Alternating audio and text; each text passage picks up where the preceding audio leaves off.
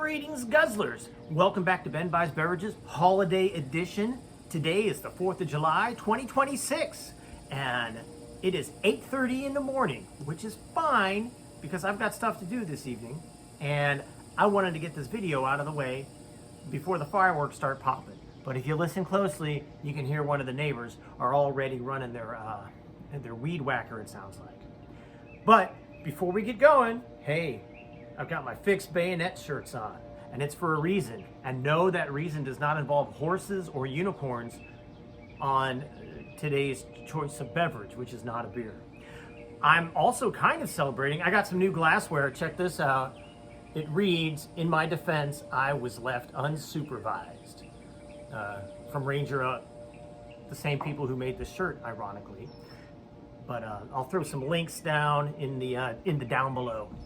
Now, if you're on my Facebook, you saw that I posted this yesterday as today's plans. This is for Loko, and it's Loko USA flavored. I have no idea what that's going to taste like. Probably unaffordable medical care and a rental lifestyle instead of one where you actually own things. Oh, and planned obsolescence. That's probably what it's going to taste like. Anyhow, it is 13.9% alcohol, and there's a big warning on it that says, contains alcohol. I gotta tell you, and I got it at Publix in Saraland. I like these big cans because they're easy to read. A premium, mind you, malt beverage with artificial flavors and artificial sweetener. I am super hoping that this particular malt beverage pours out red, white, and blue. Frankly, I'm excited and scared. Oops.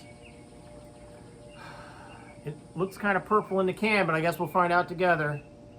Oh, it is clear.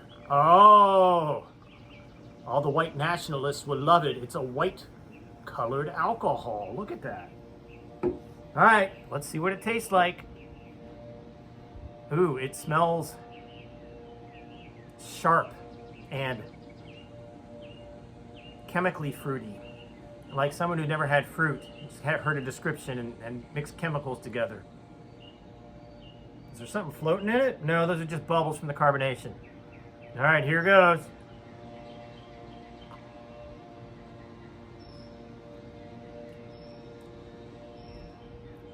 It's sour. Not sour as some beers, but it's a sour drink. Reminds me of lemonade, so citrusy maybe. But there's a weird, almost burn, and then a little bit of sweet on the tip of my tongue.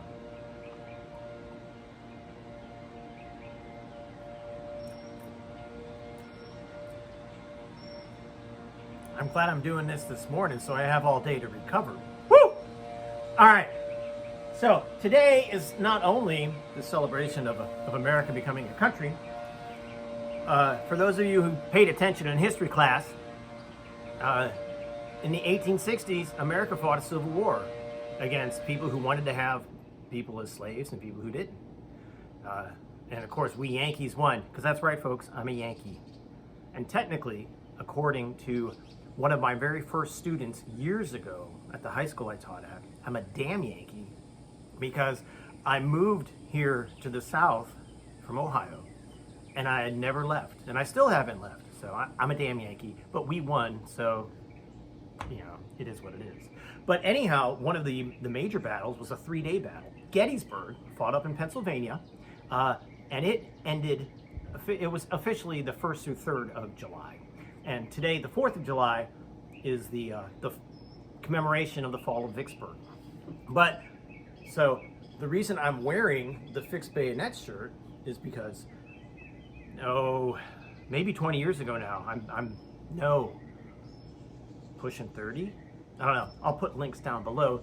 A movie was made called Gettysburg, and all of the officers, at least, had fantastic facial hair, particularly the gentleman who played Colonel Joshua Chamberlain.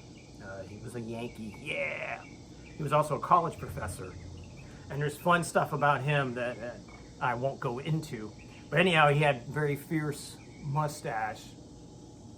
And so I think that's what I'm going to use as an excuse to just keep growing this untamed wild thing out. But so I wanted to share a little bit of Civil War history. And the reason this shirt is because he led a bayonet charge, and unlike that idiot Pickett, his was pretty successful. But the other thing I wanted to celebrate, not celebrate, commemorate, is for all the redlegs out there. My first active duty Army unit was 1st of the 15 Field Artillery up in South Korea, up in Camp Casey. So for my this next bit of history is for the redlegs, friends of the channel. Ross buys beverages, Pete buys beverages, Brad buys beverages, and the 2 different Steves who buy beverages. Plus anybody else watching this. If you were an artilleryman, artillery person, artillery woman, this is for you. All right. One of the officers with the 1st Ohio, his name was Hubert Dilger, or Dilger, I don't know how to pronounce it. He was a German immigrant, and he came over expressly because he was a trained artillery officer and he needed a war to fight to demonstrate his mad skills. And it reached the point during the fighting at Gettysburg where he was aiming the guns himself. So the first gun he aimed dismounted one Confederate gun. The second just totally destroyed, detonated the Cashin, which is the big ammo carrier behind the gun. And then the third one, everyone thought he missed. And he told the people with him, nah, you'll find I plugged the barrel. And later on, when Union forces overran that position, indeed, he had plugged an opposing barrel from across the field with his own cannon. That's pretty cool redleg stuff. There's another one, a little bit sadder, but just as impressive. First Lieutenant Bayard Wilkerson from Battery G, the 4th U.S. Artillery. Keep in mind, this kid's 19 years old. He is commanding his guns, and he gets hit badly in the leg. So his troops prop him up against a tree so he can continue directing the guns as he amputates his own leg while directing fire at 19. And I'm not praising war, I'm just praising the individuals who end up in it, and those are just 2. And since, certainly on active duty, 1st of the 15th was my favorite unit, with the majority of the best people. Not all the best people. I had a couple at 4th Chem, a couple at 2-5 Cav, but the vast majority.